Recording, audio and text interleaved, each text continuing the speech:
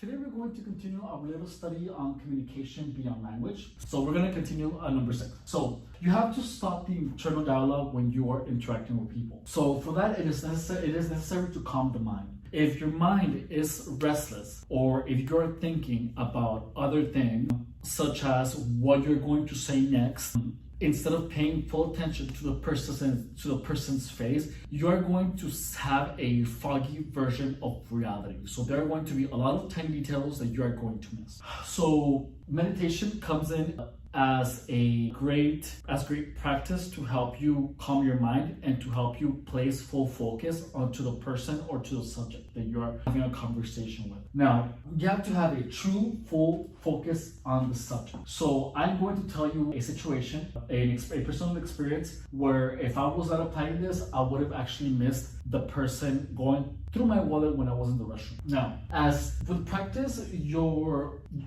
analyzation of a person's face is going to become more natural. It's going to become second nature. The part of your brain that is in charge of doing that, the synaptic junctions are going to get stronger, and therefore it will become second nature. But you just have to practice. And then later in the video, I will tell you how you can get this practice. Now, then as this becomes more natural, you have to actively begin extending your analyzational area further to the body. So as these muscles get stronger, you will be able to observe more and more at the time. So you're going to be able to notice feet, hands.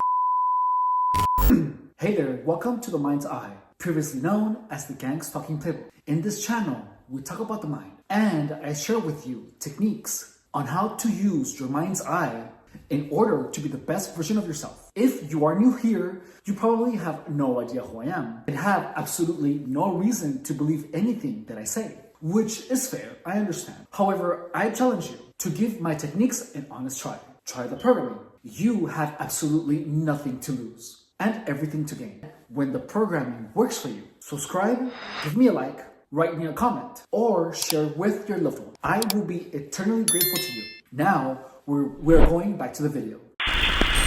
And other things. Now, and also you're contextualizing the entire movement will also be coming later. So now, but you just have to practice. So movement is evidence of thought. And by that, I mean that when someone's body does something that is telling you one thing, but the person is expressing the opposite, you have to trust the body, because most of the movements that we do while we're having a conversation with someone, particularly if it's a very intense conversation, we are unaware of any gestural language. We are mostly just in a focus on the thought, and our body just does that naturally. Now, I'm going to give you an example of an experience where if I did not pay attention, I would have missed a client going through my wallet. So this happened like 2 years ago, and this is what happened. So I was at a client's home, and then I left my wallet on the floor. During the session, I asked him if I could use the restroom. Through his body language, he told me that he wanted to see through my wallet. And through his body language, he told me after I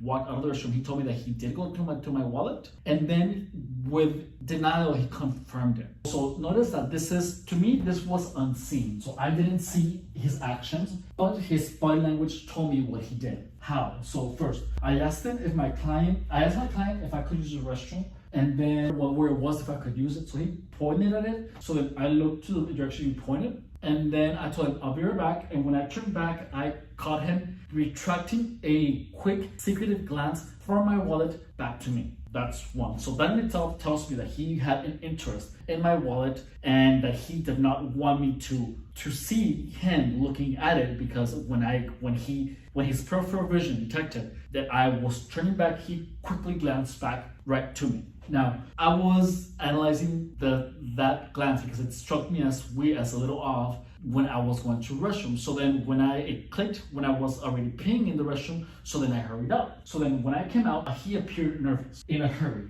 He appeared like this, like fast. And then you could tell that his heart rate was racing, because he quickly glanced like that, and he glanced at my wallet, and then he glanced back like that. So also my wallet was in a different position the one that it was before I went into the restroom. When I came out, he appeared nervous, in a hurry, fidgety, and then glanced again. And my wallet was in a different position. So that is a confirmation, right, that he went through my. Even if I was unsure, even if my wallet had been in the same position, he still confirmed it because of his nervousness and because of his previous glance, his glance after the restroom, and then his fidgeting. Now, when confronted, the potency of his denial was absurd and over the top. So there was an incongruency in between. So I asked him to text his message. I didn't even actually tell him in face to face. I asked him, "Did you go through my wallet?" And he never answered. All he said, "I'm going." Well, actually, he did answer. I'm sure he denied it. But then he began talking about how much stress he is under because of school, and that he cannot believe that I'm adding more stress. Amount of denial was so over the top that it made it more clear that he wanted to pull himself away more from that accusation that I was doing. Even though I didn't see it, I didn't have to. I just knew exactly what he did because his body told me. So even when someone denies it to your face, movement is evidence of thought. And by that, I mean that. So look, we're going to go over a little neurobiology. So there are two types of movements of thought processes. There is open loop thought process and there is closed loop thought process. So now the closed loop thought process could be, for example, when you touch a hot stove. So let's say that you touch a hot stove, and when you touch it, you immediately retract your hand. You don't leave it there and think, "Oh, this is hot. I think this might burn my skin. Oh, maybe I should pull my hand back." No, you immediately pull it, right?